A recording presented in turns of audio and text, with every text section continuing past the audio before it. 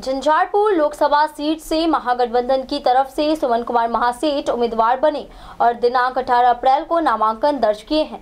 नामांकन के बाद जनसभा रामपट्टी के राजघाट में नेता प्रतिपक्ष तेजस्वी यादव और वीआईपी के राष्ट्रीय अध्यक्ष मुकेश कुमार सहनी मुख्य अतिथि के रूप में पहुंचे थे।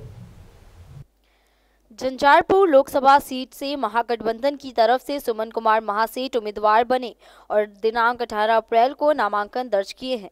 नामांकन के बाद जनसभा रामपट्टी के राजघाट में नेता प्रतिपक्ष तेजस्वी यादव और वीआईपी के राष्ट्रीय अध्यक्ष मुकेश कुमार सहनी मुख्य अतिथि के रूप में पहुंचे थे।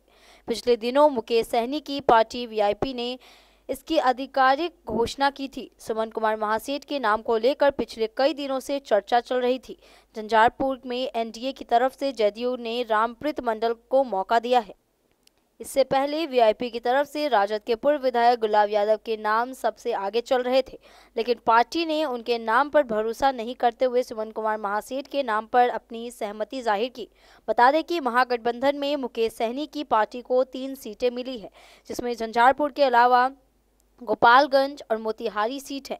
फिलहाल सिर्फ झंझारपुर ही इकलौती सीट है जहां पार्टी ने अपने कैंडिडेट की घोषणा की है।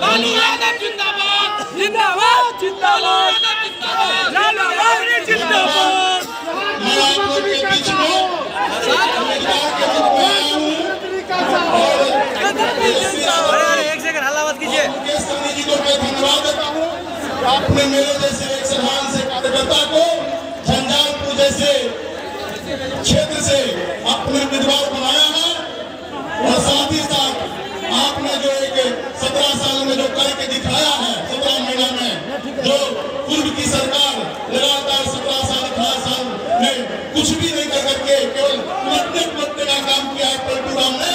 और जिस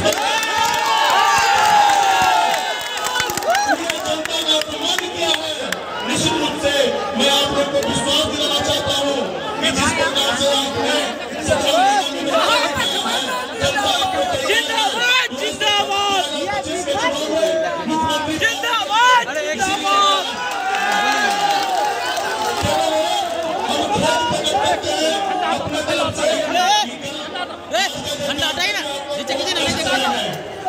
ये कार्यक्रम पहले टाउन क्लब में देखो कौन आया,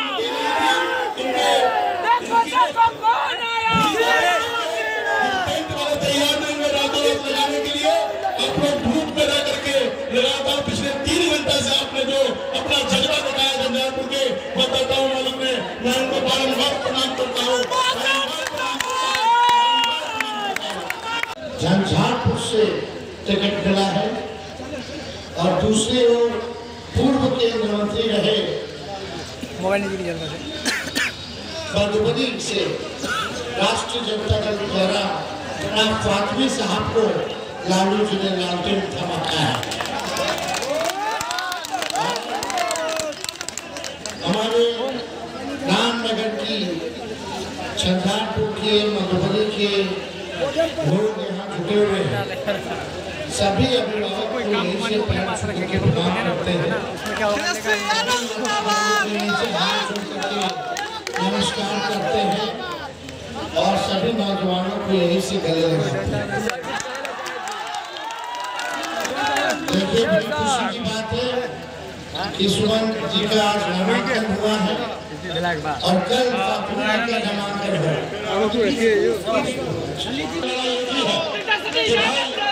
आपने जो वादा किया कि गरीब किसान का आय दुगना हो, वो क्यों नहीं हुआ? हमें उसका इंसाफ चाहिए। आपने वादा किया था कि हर साल युवा को नौकरी देंगे, 2 करोड़ युवा को। आपने 10 साल से सत्ता में है, हमारा युवा बेरोजगार क्यों है, वो भटक क्यों रहा, उनको नौकरी क्यों नहीं मिल रहा? आपने कहा था कि विदेश से काला धन आएंगे, आपने विदेश से काला धन क्यों नहीं रहा? हम लोग अटल बिहारी वाजपेयी जी के बताए रास्ते पे चलने वाले लोग हैं। वो कह रहे थे कि विपक्ष जो है हमारा दुश्मन नहीं है, विपक्ष जो है हमारा तीसरी आंख है। जो हमसे नहीं दिखता है वो हमें विपक्ष दिखाता है और वो काम हम करते हैं।